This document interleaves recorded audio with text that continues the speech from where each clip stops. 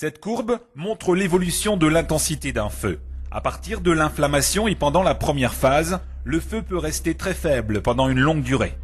On entre ensuite dans la phase de développement, où l'intensité augmente rapidement. Puis un seuil est atteint, c'est le flashover. Il correspond à l'embrasement de tous les matériaux présents dans la pièce et par la présence de flammes immenses qui sortent des portes et des fenêtres.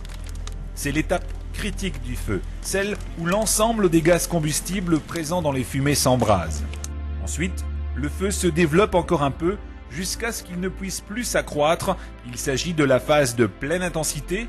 Le feu continuera alors jusqu'à ce que tous les matériaux combustibles soient consumés. Lorsqu'un fauteuil s'enflamme, la mousse et le tissu qui le composent vont produire de gros volumes de fumée. Le faible exutoire d'une porte ouverte oblige ces fumées à s'accumuler au plafond. La différence de pression entre la couche de fumée et le sol permet l'alimentation du foyer en air frais. Les gaz chauds transmettent leur chaleur au mur et au plafond qui émettent à leur tour un rayonnement thermique. L'ensemble des objets sont chauffés et distillent des vapeurs inflammables. On va commencer à voir apparaître des flamèches, puis de véritables rouleaux de flammes. L'embrasement généralisé éclair va être l'étape normale de développement de cet incendie. Ce n'est pas un accident. Le flashover correspond au passage brutal d'un feu localisé à un feu généralisé par embrasement des gaz combustibles et de l'ensemble des objets présents dans la pièce. Il existe plusieurs signes annonciateurs d'un flashover. Tout d'abord, celui-ci se produit toujours dans un local semi-clos, où l'apport d'oxygène favorise le développement du foyer. Le feu est localisé avec des flammes claires. La couche de fumée s'épaissit en partie haute avec des échanges thermiques croissants.